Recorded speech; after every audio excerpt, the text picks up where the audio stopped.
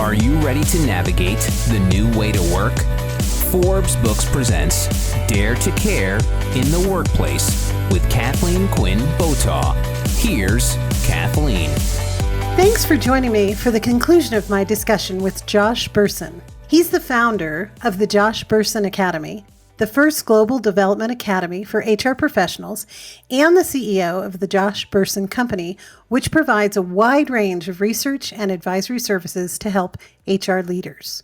Josh, in my latest book, Dare to Care in the Workplace, I wrote about building a community. I find that people can get their head around community a little bit easier than culture. Culture can sound vague to some people. So when you think about community, we have communities with our churches, our neighborhoods, or sporting events. Let's get into the idea of creating a community of open communication and transparency, because that's really what you talk about and what I talk about. You know, there's a lot of funny conversations about companies as families, whether because you don't fire people in your family. And I don't think that's really the paradigm. I think the paradigm of a great company is a society. People live together, work together, interact with each other, have different opinions. You know, in a real society, we have political differences. We don't all agree all the time, but we work them out. And that's what companies are like. They're really little societies. And so issues like relationships and knowing each other and spending time together and discussing differences and learning to respect what we have in common and what we don't have in common are part of building a great society. And when companies have great societies, they adapt very, very quickly. Just like the United States is going through all sorts of stress right now about the pandemic and what's going on in Europe, same thing happens in companies. There's good years and there's bad years. There's times when you're ahead of the market and there's times when your competitors are ahead of you. And so you want the society or the community inside of the company to be resilient and to discuss the problems and say, okay, look, we may not agree, but let's do this because we now agree that it's the right thing to do. So in some sense, it's the same sort of process. And the reason that collaboration and community is so important is if we don't really know the people we work with well, we don't have a sense of trust. Just like this is what's wrong with the political system now. We don't really, the left doesn't know the right doesn't know the left. If you have a company like that, you can't make decisions. I mean, I've talked to a lot of companies, and this isn't so much true anymore, but I have over the years.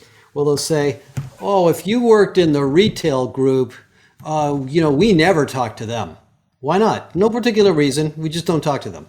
Well, God forbid you should have to make a decision that affects both groups. You're just not going to have the language to make that decision. So there's this sort of need to continuously manage and put energy into the relationships that people have at work. And, the thing is, a lot of people don't know how to do that. I've spent most of my time in my early part of my career not, sure how to make friends at work or who to make friends with or, whether it was going to be political or not. So one of the things the HR function has to do is create experiences at work so it's easy for people to get to know each other and build this common ground. And that's, one of the things that HR people do. That's what training people do. Many of the events that HR puts together, may not have as much of a purpose as you think they do, but the real purpose is to get people to get to know each other so they can work together on their real work. Absolutely. And people work better in teams, and they also work better when they have a best friend at work. The most debated Q12 question from Gallup. I can tell you people really want to fight me on that one, but they don't realize that question is really, do I have community? Am I connected to the organization, to the society, as you say? Well, and another part of community is really being clear, and this gets back to culture, on what is this company about? What is our mission? What is the problem we're trying to solve? Who are our target customers? And the clearer you are on that, the easier it is for employees to decide, do I want to be part of this community or not? If you read about what happened to Boeing during the 737 and the latest thing they're doing going with 787, Boeing was a safety-conscious, mission-driven company for a long, long time. I interviewed in Boeing when I got out of college in the 70s. Somehow their mission drifted towards financial results. They sacrificed a little bit of their focus on safety and transportation quality and all the other things in sort of engineering that really made the company what they were, and ended up costing them a lot of money and really hurt their culture. They're coming back now. They're coming back to a culture of psychological safety where people can speak up and say, you know what, this part is not ready. It's not quality yet. We need to work harder on it and make it better. That's what made the company successful in the early days. And I think a lot of times when companies drift and don't perform well, they don't have to necessarily reinvent themselves into something new. They have to reinvent themselves back to what made them successful before. Because a lot of times their original mission was very, very good and they drifted away from it. And that causes the sort of society nature to not work as well. Right. And they've lost their way just a little bit. And, the last 24 months can let anybody lose your way with all the fear, uncertainty, and doubt out there. And, people are doing their very best, but there's a lot of fear and scarcity driving business decisions right now. Yeah. And, I've run a couple of companies and obviously done this research for a long time. I think one of the ways to avoid that is to have what I would call the abundance mentality. The abundance mentality is you can grow your company without taking something away from somebody else. It's not a zero-sum game. If you develop something new, solve a problem in a new way, redefine the market, innovate in a new technology, you can create a business growth opportunity for you that wasn't obvious to somebody else. I think we're sort of forced to do that right now because the economy is constrained. We don't have enough workers. The pandemic has locked a lot of people in at home. Now there's sort of more flexibility than ever because people are working remotely. But at the same time, that sometimes makes companies less flexible because it's harder to make major decisions when people aren't together. I encourage people to think about their business strategy as solving problems in a new way or solving new problems, not taking market share away from a competitor. That usually is a death spiral over time. Absolutely. Agreed. And you touched on this just a little bit. I find employers are struggling with how to go back to work. Are we going to go 100% remote? Are we going to demand that people come back to the office? Are we going to have a hybrid approach? What's your recommendation as HR help leaders think this through? Because I see a lot of people digging in and saying, well, we're coming back. And then we have the employees who are saying, oh, no, I'm not. Yeah, I've just talked to a bunch of companies about this morning. So what is actually happening is we're going back to something new. We're not going back to the old model from 2019. We're going back to a new model of working, which is more hybrid in nature. People will go to the office. Young people in particular really want to go to the office because that's part of their social experience at work and their growth opportunity. And there will be more people going to the office for a particular purpose, for a particular meeting or strategy session or discussion, as opposed to just going there to show up. And the person who's remote or the person who's working from home won't be the stepchild who nobody talks to anymore, which is the way it used to be. Yes. If you're on the end of the conference call, nobody ever even talked to you. You just sat there and listened. So I think that's where we're going. And companies have told me this. They're doing all sorts of experiments now, and they're trying to figure out, where should they locate their offices? Because, people don't want to commute. I was just talking this morning with an insurance company and said the average commute in their company is 44 kilometers for the average employee commute. And they're putting together all sorts of flexible options for coming back to offices, and they're relocating a bunch of offices. And they happen to figure out that as a result of that average commute, if everybody drove to work, the average employee will consume 1.2 billion tons of carbon per year. And they're saying, well, wait a minute, we got a sustainability goal and people want to stay home. Why don't we give them more flexibility? So there's all sorts of reasons to give people the option of coming to work when they need to come. Now, CEOs have to trust people. CEOs have to be comfortable with that. What I hear constantly is CEOs say things like, well, we'll never really be back to work until everybody shows up. And I think that's a little bit of a naive perspective. there are some big older companies, banks, and various traditional companies that feel that way. If you're not in the office where I can see you, I don't know what you're doing, and I think that's just a little bit of a lack of trust. But employees aren't going to tolerate that. A lot of people now found out they can be more productive at home. They don't spend as much time and money commuting. They have kids or family members at home they want to take care of. So I think the new world is definitely more hybrid, and there will be a lot better data too. One of the other things that's kind of cool is a lot of the HR tech companies are building workplace management systems, so they can get data on who's going to what office, who wants to go to what office. Are we using this big conference room? Maybe we could break it into 3 small rooms, and then they can do space planning in a much more intelligent way. And so that to me is where this is going, into a much more intelligent organization about where people go, as opposed to, I want you in San Francisco every day, regardless of how long it takes you to get there. So even if it's 2-hour commute, you're showing up. Right. Which nobody likes. Nobody likes mandates. Nobody likes to be told what to do. People are adults. They're adulting. Right. And they'd like to be trusted. And there's this gap between employer and employees that we've, kind of the people who run companies to some extent have been trained not to trust their employees. So I feel like we have this gap to close where there's more transparency, more trust, more flexibility. And, we're going to make mistakes along the way, and that's okay.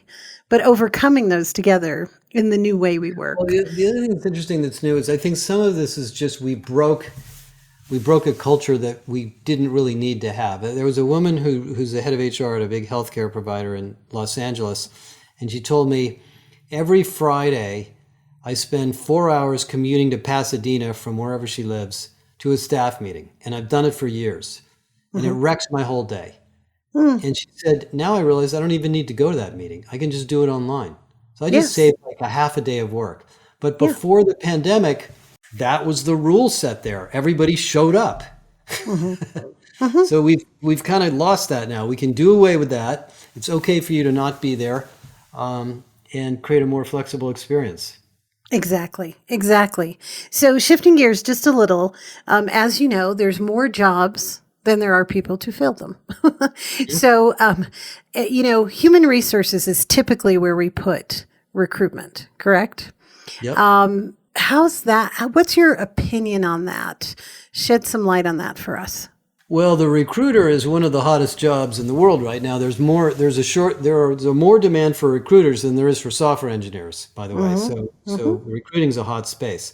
It turns out that despite artificial intelligence, chatbots, portals, mobile apps, recruiting is a people business. You have to talk to people. You have to get to know them. You have to answer their questions. You need to assess their skills, assess their cultural fit with your company. And that's what recruiters do. And recruiters are also headhunters. They know where to look. They know how to convince people to leave one company to come to another company. They know how to assess if somebody's ready to move or not. So there's a lot of sales and communication skills required by recruiters, and many recruiters, are paid on bonus too. They get paid commissions based on hiring people. I would have thought that this would have been more automated, but it turns out the opposite is true. What we found in our research that we're just finishing is that the greatest companies at recruiting have really, really strong recruiter teams.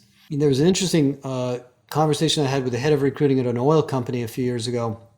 And I was asking him, what are the characteristics that predict the highest performing petroleum engineers in your company? Because petroleum exploration engineers were the ones that were the most in demand. And he said, well, we looked at their college degrees, their GPA, the pedigree of the school they went to, their prior work experience, what city they lived in, how much money they made.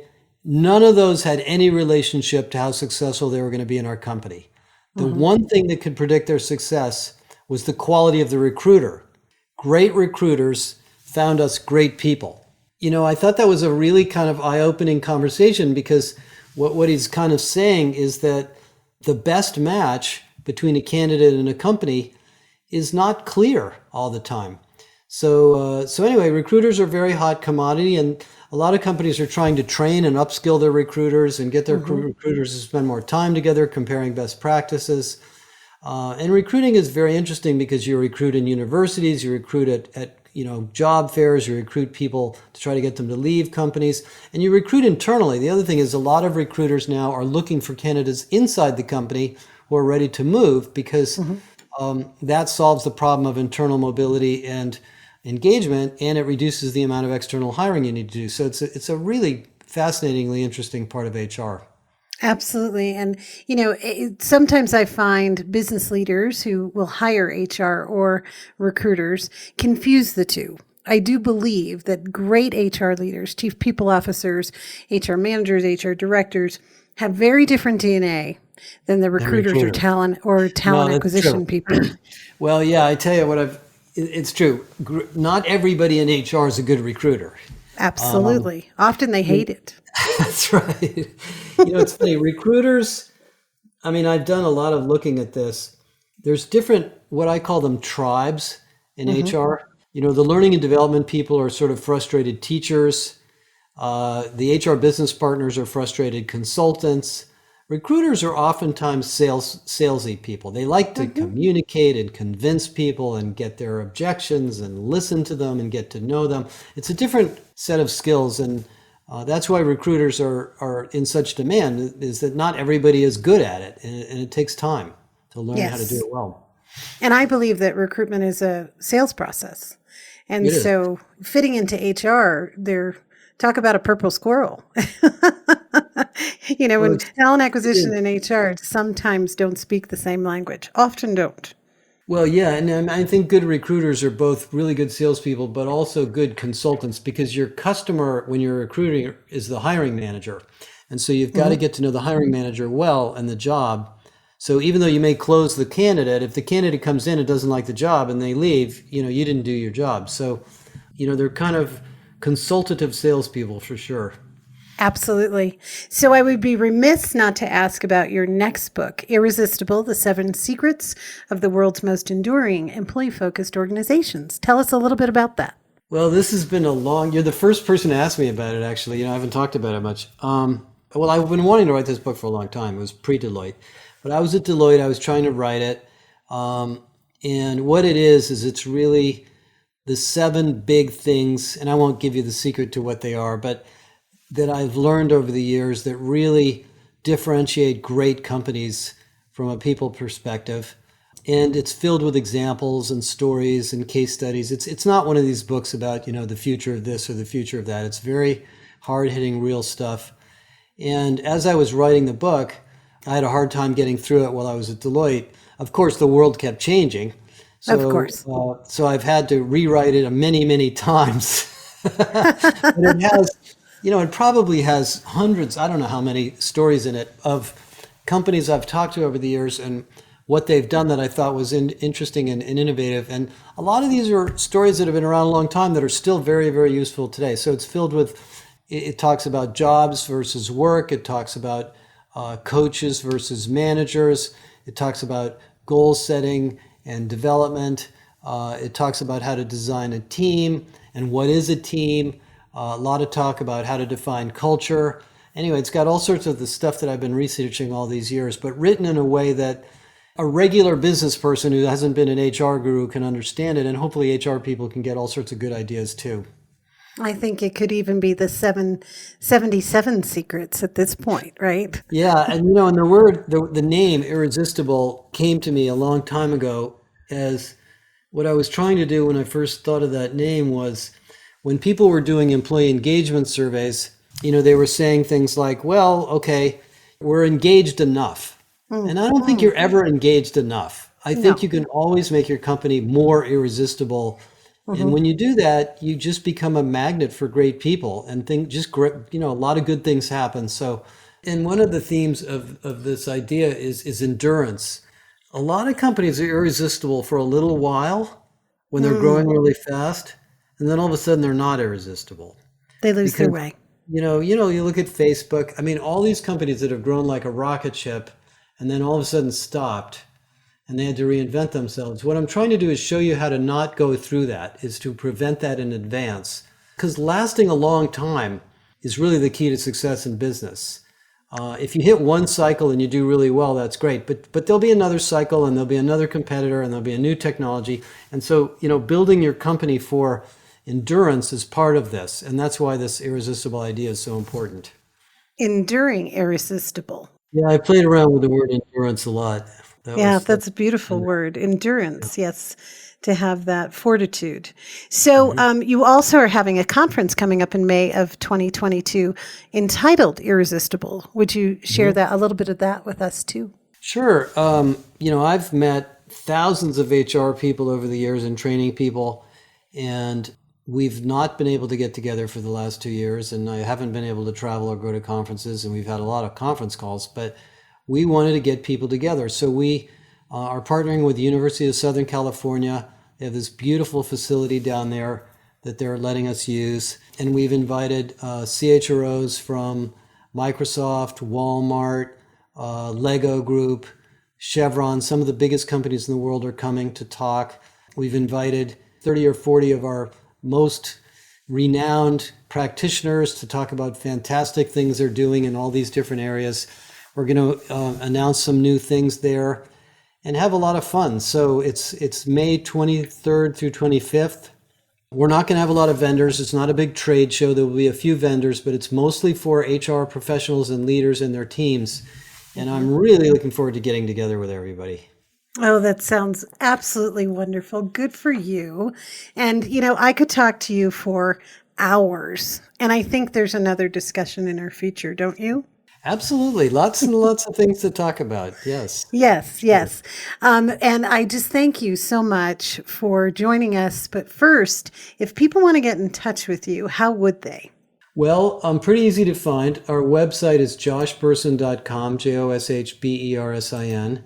I'm on LinkedIn. I'm on Twitter. If you can't find, and I do respond to every single message. I have, close to 1 million people following me on LinkedIn, but I do respond to everybody.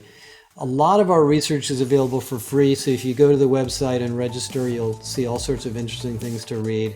And then, I go to a lot of conferences and do a lot of speeches, so once we start going back on the road again, people can meet me at the various events, and I'm always open to meet new people. So, thank you, Josh, for joining me today.